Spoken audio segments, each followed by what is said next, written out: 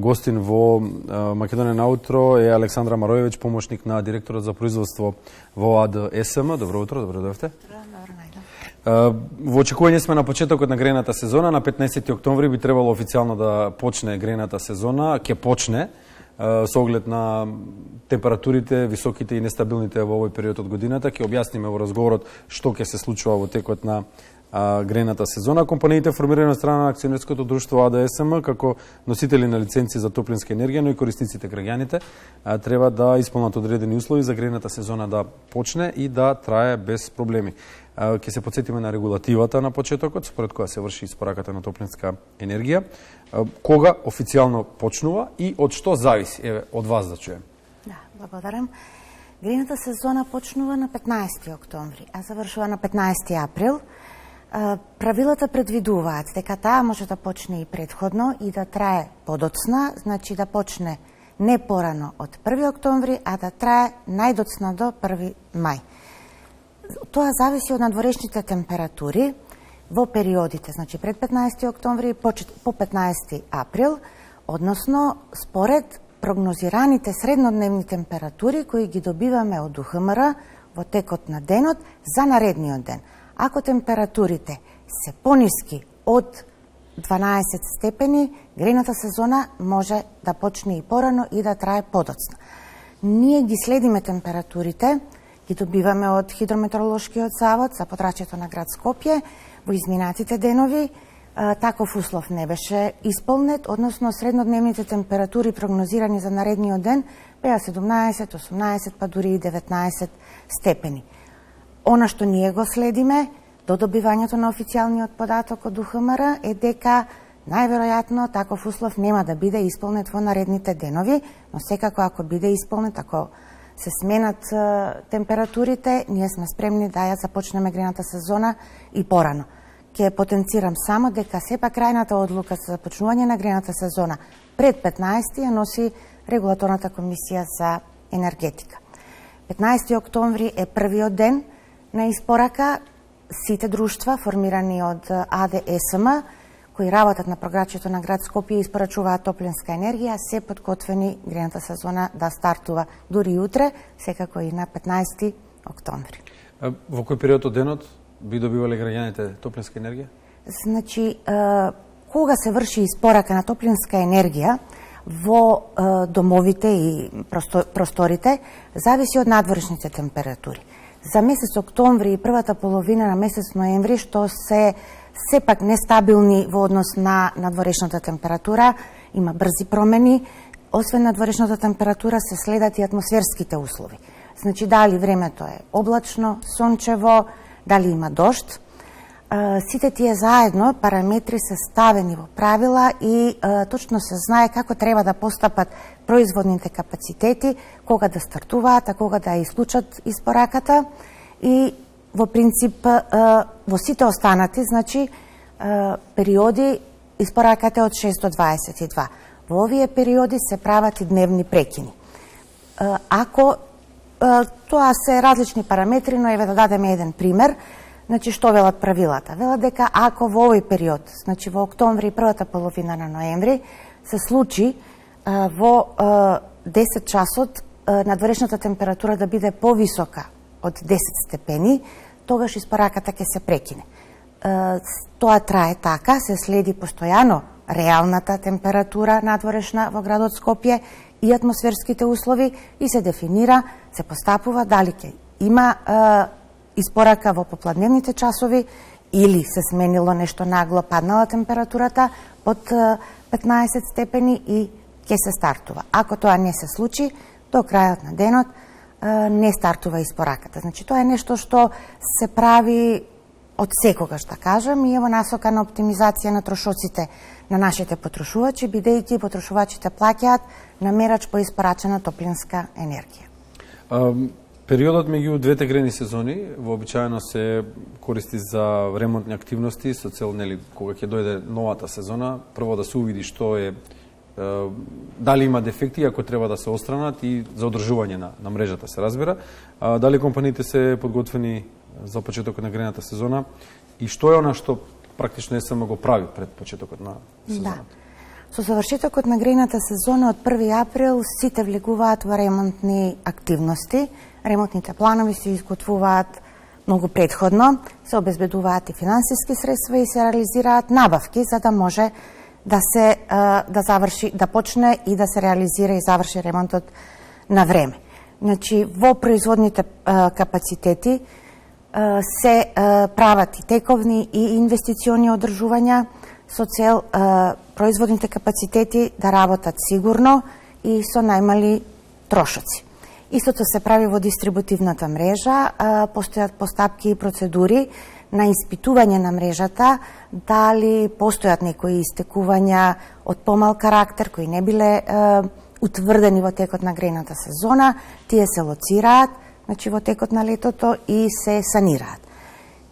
Сите производни капацитети кои ги управува АДСМ и дистрибутивни мрежи се подготвени.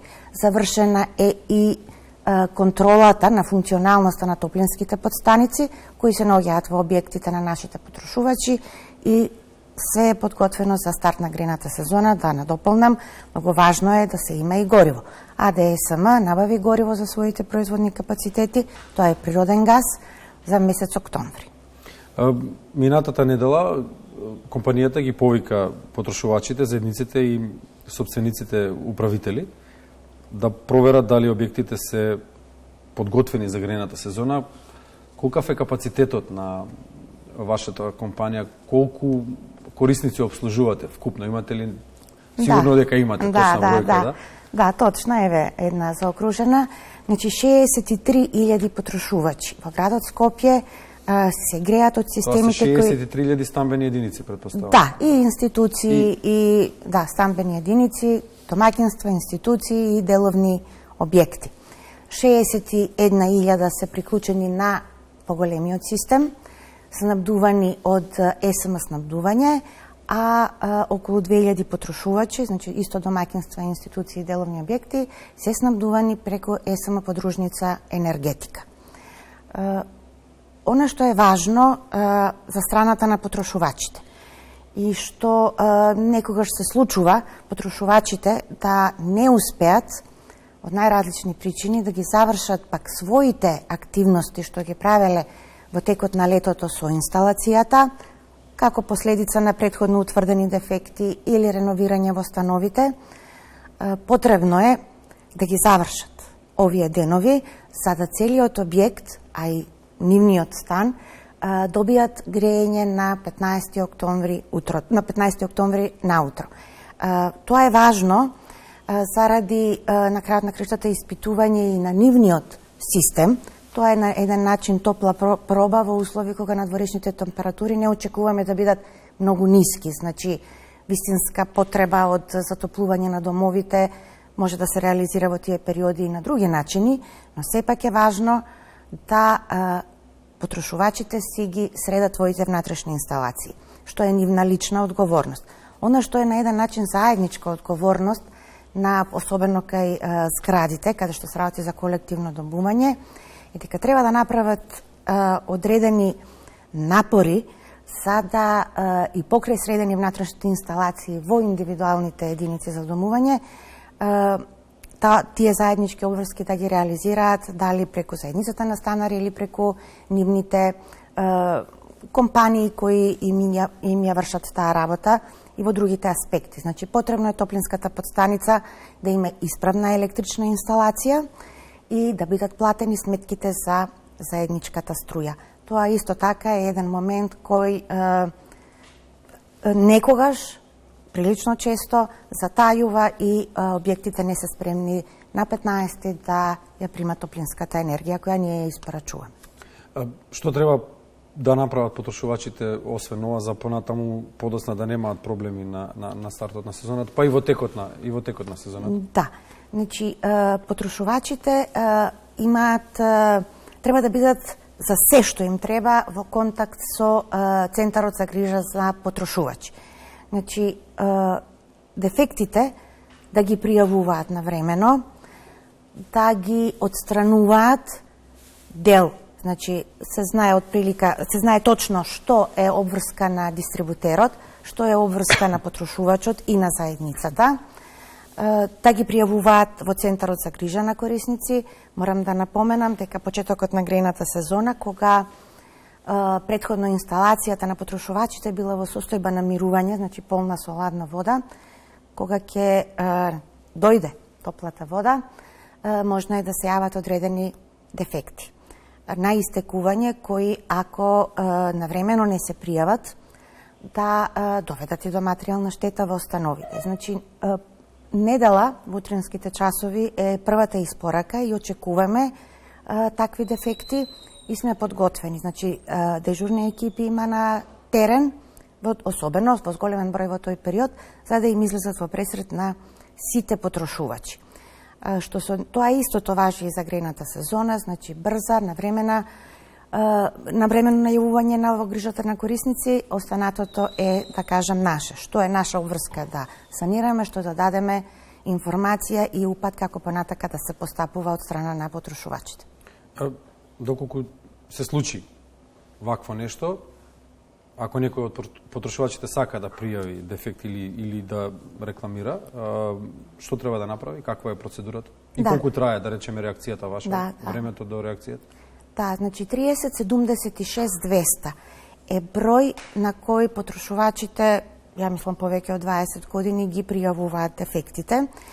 Во почетокот на грејната сезона, значи еве недела наутро, најмногу дефекти очекуваме да бидат од истекување на внатрешната инсталација.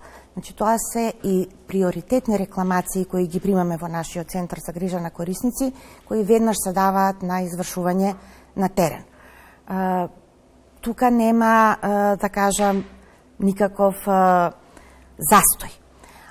Може да се очекува во тој прв ден да одредени рекламации за слабо грејење, да кажам, дојдат после овие рекламации за течење. Значи, веднаш 30-76-200 е најбрзиот пат за да се стигне, да се пријави дефектот и да нашите екипи го превземат и го реализираат на терен, да не би дошло до материјална штета.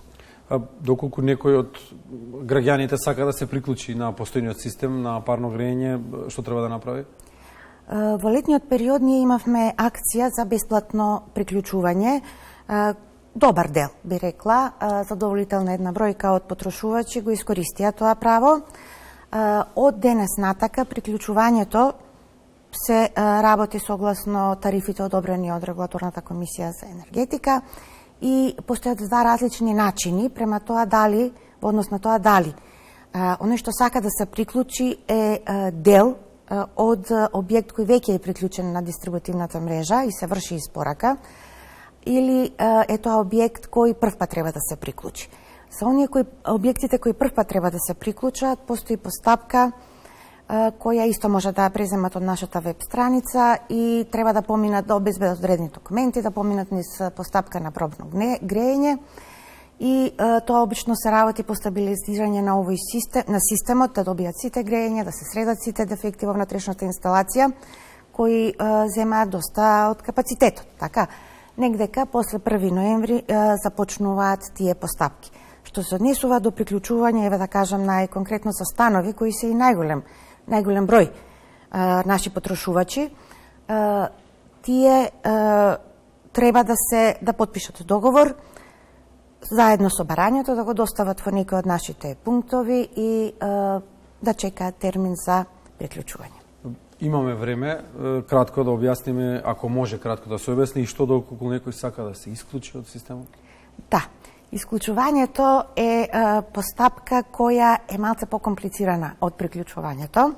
Значи, она што е исправно, од аспект на енергетска ефикасност, потрошувачка, е дека централниот систем за грејење во град Скопје е најисплатливиот и би рекла еколошки издржаниот. Исклучувањето и најбезгрижниот. Не се грижиме едноставно, секаде температурата е иста во домот. Да.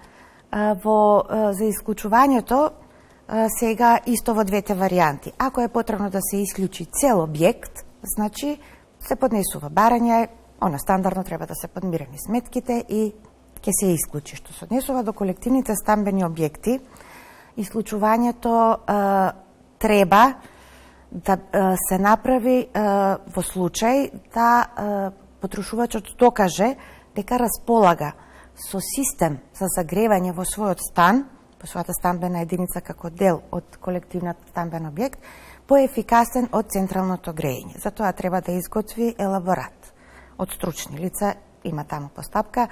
Што се однесува до останатите кои тоа не можат со тако докажат, ќе останат во системот.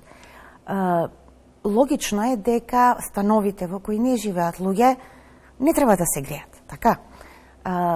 Нив им е одобрено да се исклучат, така наречено времено исклучување, и тоа што не живеат во станот и не користат електрична енергија за загревање, треба да го докажат на крајот на грејната сезона со доставување на сметките од нивниот снабдувач, ЕВН. Да.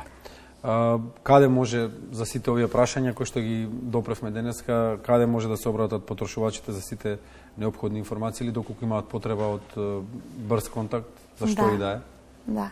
Значи, за брз контакт, дефекти, неиспорака на топлинска енергија, го препорачувам 3076200, телефонскиот број, кој функционира како телефонска секретарка, се снимаат сите јавувања, потрошувачот има одредено време во кое кажува дефектот, адресата, телефонскиот број и така го гледам.